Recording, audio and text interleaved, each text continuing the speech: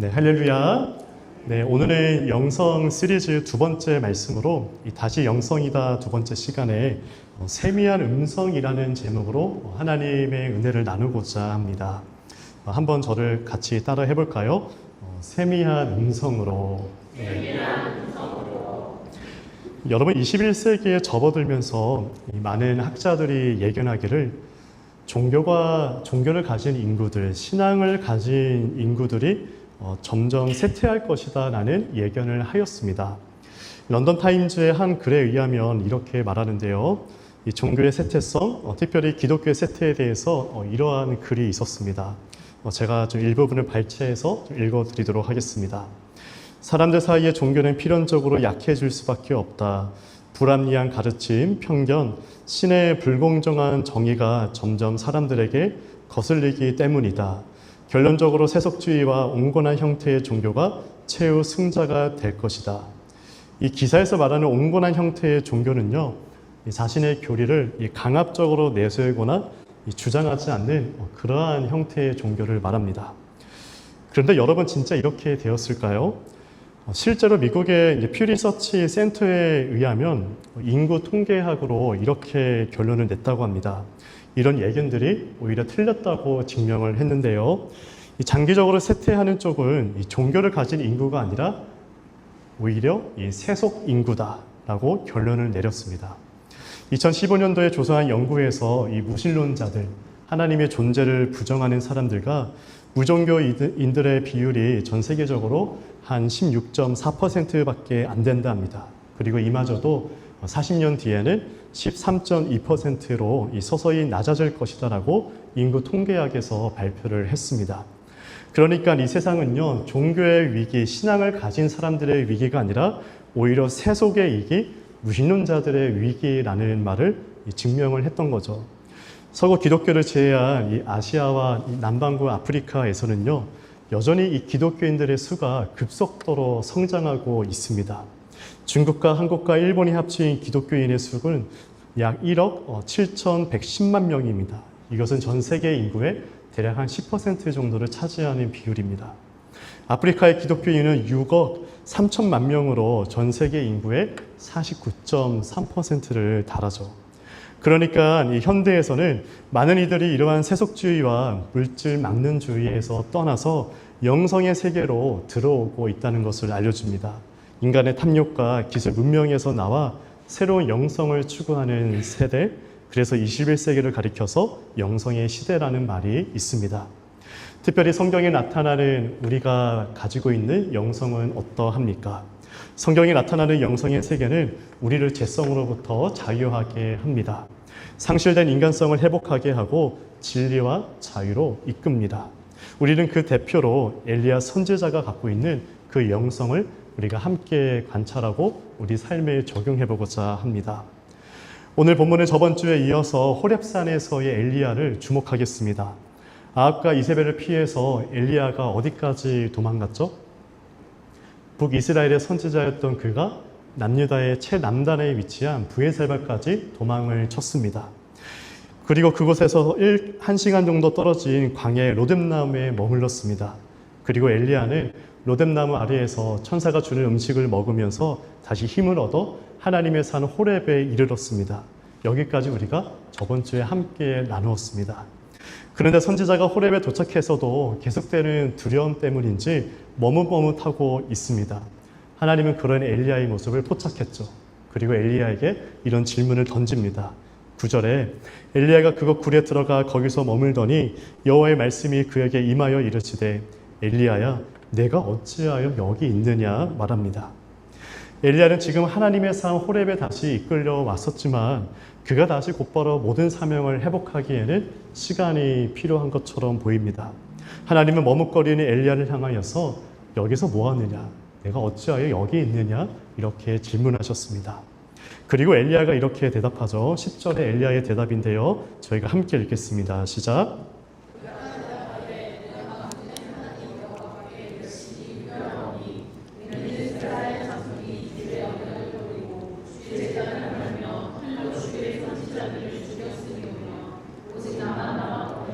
그들이 내 생명을 찾아 빼앗으려 하나이다.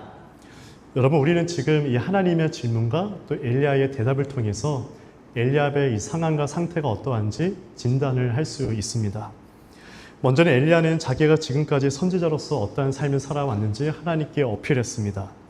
엘리야는 그동안 자신은 온 힘과 마음을 다해서 오직 하나님만 열정적으로 섬겼다 말하죠. 그리고 엘리야는 자신이 처한 현재의 상황을 하나님께 어필했습니다.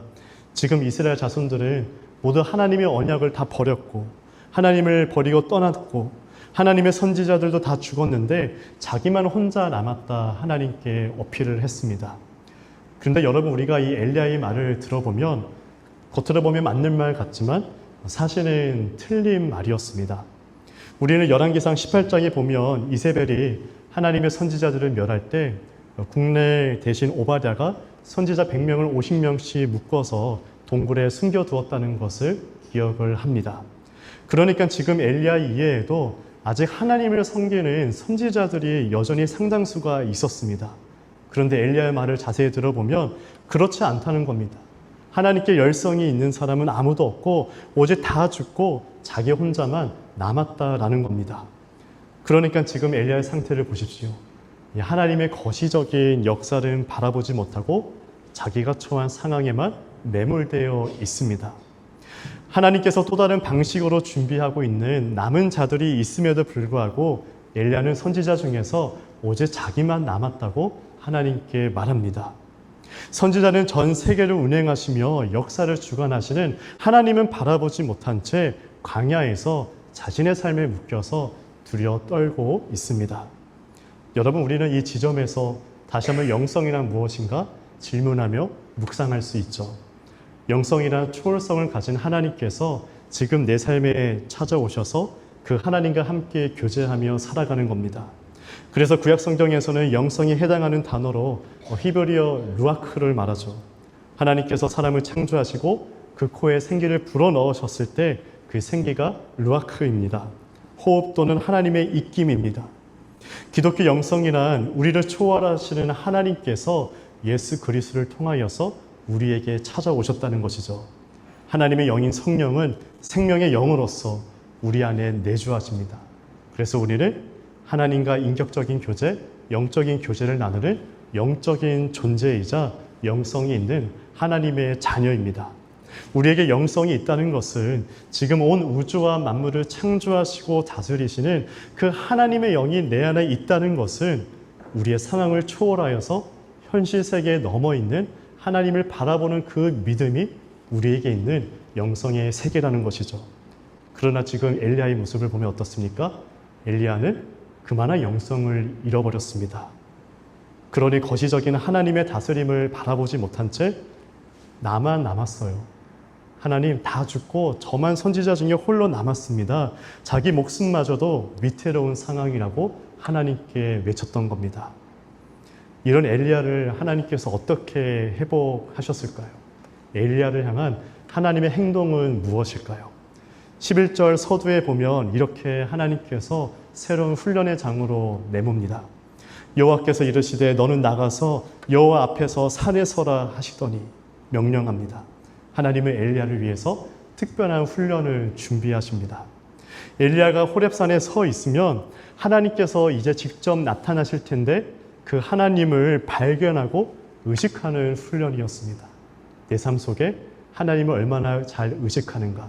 하나님은 저와 여러분을 그렇게 훈련해 가시죠. 군대에서 한밤중에 작전을 나가면 모든 소리에 다 귀를 기울입니다. 적군의 소리가 들리는지 어떠한 지형지물에 바람의 소리가 들리는지 그 소리에 민감하게 반응해야만 했습니다. 엘리야는 지금 하나님의 호렙산에 올라가서 하나님을 의식하고자 그 현장에 갔습니다. 11절부터의 내용을 보면 이렇습니다. 하나님께서 지나가시는데 가장 먼저는 가장 크고 강한 바람이 엘리야 앞으로 지나갔습니다. 그 바람이 얼마나 강했는지 바람이 불자 산이 갈라지고 바위가 부서지기 시작했습니다. 그 광경만 보면 마치 하나님이 지금이라도 나타나실 것처럼 보였습니다. 그러나 성경은 말하기를 그 바람 속에는 하나님이 계시지 않았다 말하죠. 이번에는 바람이 지나가고 큰 지진이 났습니다. 그러나 큰 지진 가운데서도 하나님은 여전히 보이지 않았습니다. 이번에는 지진이 지나간 다음에 불이 났습니다. 그러나 불 속에서도 여전히 주님은 보이지 않았습니다. 그런데 이 바람과 지진과 불이 모두 지나간 다음에서의 엘리야가 주님의 음성을 듣게 됩니다. 그 말씀이 12절인데요. 저희가 함께 읽겠습니다. 시작. 불이 있으나 불 가운데에서 여호와께서 계시지 아니하더니 불 후에 세미한 소리가 있는지라. 모든 것이 다 지나가고 세미한 소리 가운데 엘리야는 하나님의 음성과 하나님을 만나게 됩니다. 여러분, 엘리야의 생각에 과거에 하나님이 임재하시는 방식은 주로 이러한 큰 바람과 지진과 불을 동반하는 방식이었습니다. 특별히 지금 엘리야가 서 있는 곳이 호렙이라면, 이 호렙이라면 하나님은 반드시 이러한 아주 멋지고 기적적인 모습으로 나타나셔야 했습니다. 이것이 엘리야가 갖고 있었던 선지자들의 전통적인 생각이었죠. 출애굽기 19장에 보면 모세도 이 동이나 호렙산에 섭니다. 그리고 모세가 하나님을 만날 때 어떠한 방식으로 만났었죠? 출애굽기 19장 18절 이후의 내용을 보면 그 시내산의 연기가 자욱할 때 하나님께서 불 가운데 그곳에 강림하셨다 합니다. 그 연기가 옹기가마 연기같이 떠오르고 온 산이 크게 지진이 나고 진동하고 나팔 소리가 점점 커질 때 모세가 말할 때 그때 하나님의 음성이 모세에게 들려왔다 하죠. 선지자들이 갖고 있는 그 생각이라면 지진이 날 때, 바람이 불 때, 불이 날 때에만, 큰 기적이 일어날 때에만 하나님께서 말씀하실 거다. 이러한 기준이 있었습니다. 최고의 이적과 기적과 함께 주님이 나타나셔야 했습니다. 이것이 맥센스한 생각이었죠. 그러나 하나님은 오히려 이 모든 장엄한 광경들이 다 지나간 다음에 오직 세미한 음성과 함께 엘리야에게 나타나셨습니다. 성도 여러분, 왜 하나님이 이러한 기존의 방식이 아니라 이처럼 조용하고 부드러운 방식으로 엘리야에게 자기를 계시하시는 걸까요? 그것은 엘리야에게 하나님의 일이란 꼭 이렇게 눈에 잘 보이고 최고의 기적과 함께 나타나는 역사 이외에도 하나님은 여전히 조용하고 은밀한 방식으로 성실하게 일하고 계심을 엘리야는 시선을 들어서 바라보야만 했습니다.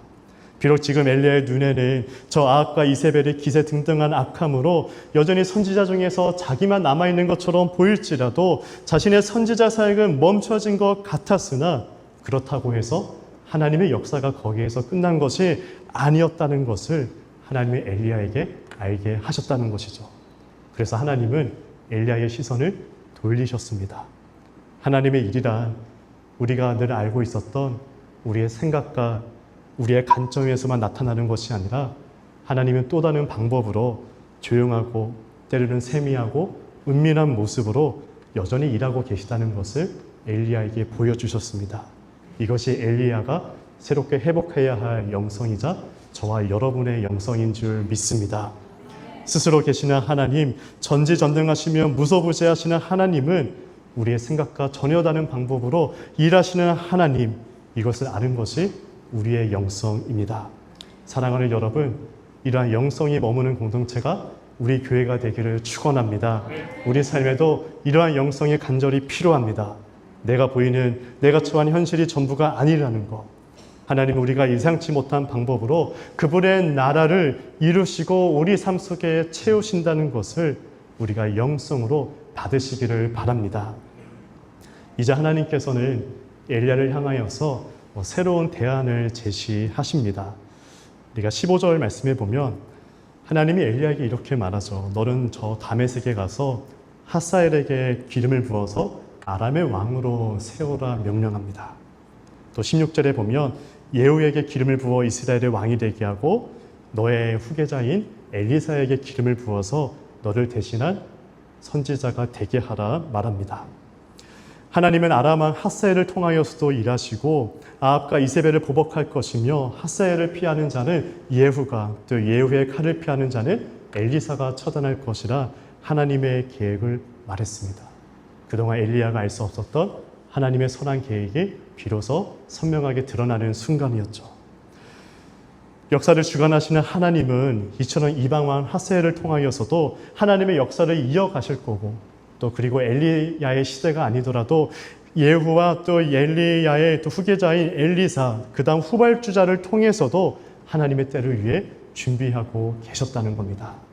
사랑하는 여러분, 열매라는 것이 우리 때에 맺어지면 얼마나 좋겠습니까? 그러나 하나님의 일은 꼭 우리 때가 아니더라도 우리 다음 세대, 또 내 옆에 있는 믿음의 지체와 형제 자매들을 통하여서도 여전히 이루어지고 있다는 겁니다. 여러분, 이 시선으로 우리 주변을 바라보셔야 합니다.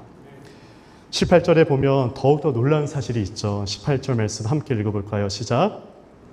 내가 이스라엘 가운데 7,000명을 남기리니 다 바알에게 무릎을 꿇지 아니하고 다 바알에게 입맞추지 아니한 자니라.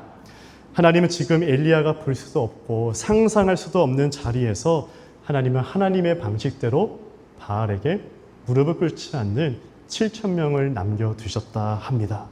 이처럼 하나님 나라 운동은 꼭 지금 여기뿐만 아니라 곳곳에서 은밀하고도 조용한 방식으로 하나님이 준비하고 계셨다는 것이죠.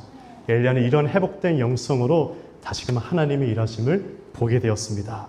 사랑하는 여러분, 이 세미한 음성이 주는 교훈을 우리가 붙드시기를 주님의 이름으로 축원합니다. 온 우주와 만물을 창조하시고 다스리시는 하나님께서 여전히 우리의 생각과 계획을 초월하여 우리와 함께 하시며 일하시고 계시다는 것을 믿음의 눈으로 보시기 바랍니다. 우리의 영성은 현실 세계 너머에 있는 하나님의 일하심을 믿음의 눈으로 바라보는 겁니다. 나의 생각과 계획을 넘어서는 하나님의 일하심을 바라보며 그 신실한 하나님을 믿음으로 고백하는 겁니다. 저는 참 이런 것들을 많이 경험을 합니다.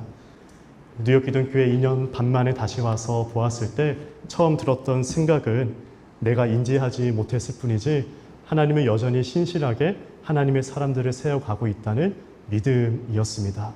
여러분들이 바로 그러하다는 것이죠. 하나님은 한쪽에서 보이지 않게 하나님의 열심으로 일하고 계셨다는 것. 그동안 내가 생각했던 그 방법과 달리 하나님의 방법으로 하나님이 모든 것을 준비하고 계셨습니다. 이 고백이 여러분들에게 차고 넘치는 고백이 되기를 주님의 이름으로 바랍니다. 세미한 음성을 들으시기 바랍니다. 하나님은 저와 여러분의 삶을 다스리십니다. 우리가 예상하지 못하는 방법으로 그분의 나라와 의를 우리 삶 속에 채우시는 하나님을 만나며 그 안에서 참된 영성의 사람이 되기를 주님의 이름으로 간절히 축원합니다.